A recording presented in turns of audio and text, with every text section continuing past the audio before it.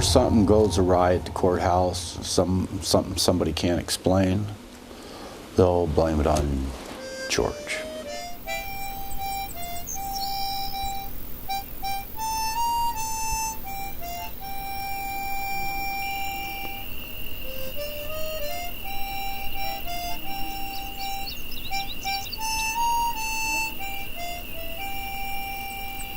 Navajo County Courthouse was used from 1898 to 1976.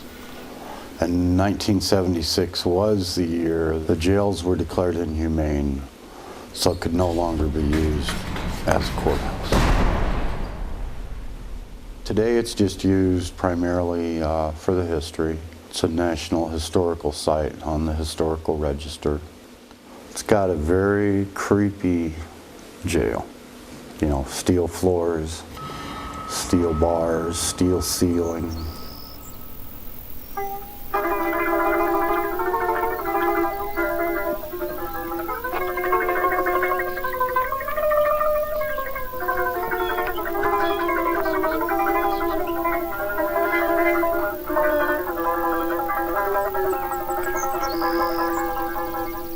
George Smiley was a man that was hanged, the only legal hanging at that courthouse back in 1900. They believe that he was fired after working about 4 days for the railroad.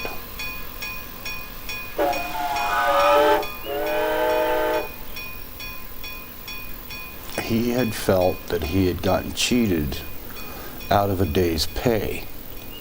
So he went to the foreman that was in town, and he explained to him, demanding his day's pay that he felt he'd been cheated out of.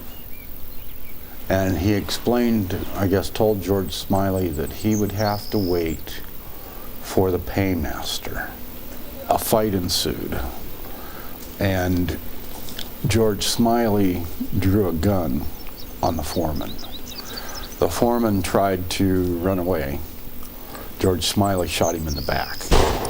He got him in the kidneys, and it took the foreman 4 or 5 days to die. You know, they had everything they needed to convict him. They caught him, they brought him to Holbrook, and he stayed in the jail.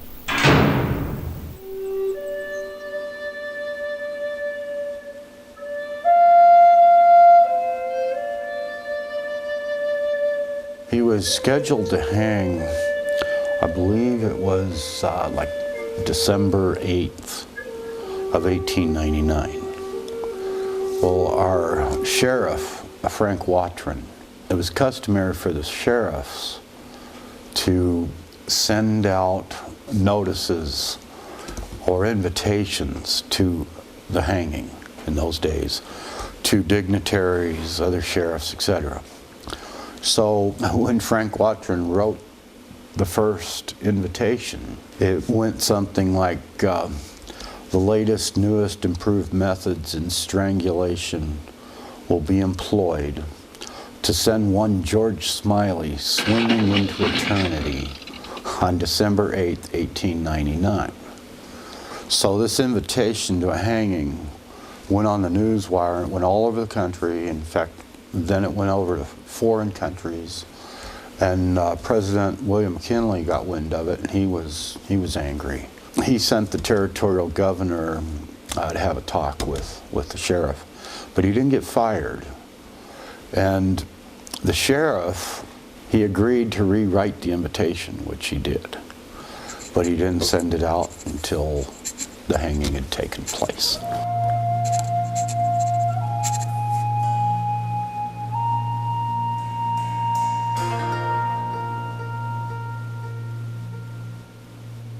One day I had a family, about 5 people, and it was real slow.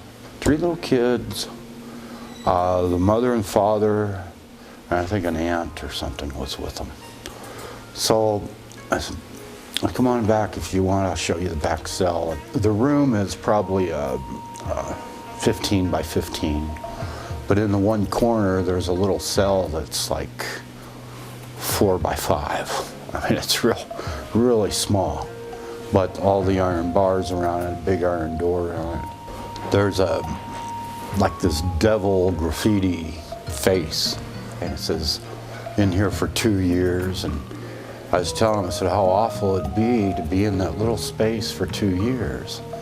And what I did, I opened the cell door and got in the cell, and I said, imagine closing this cell door and then the big metal door behind you. And I'd pushed it shut first and then got in this little cell and closed the door. And I said, now imagine being locked in this little cage and then the lights go out on you. And right when I said that, all the lights went out.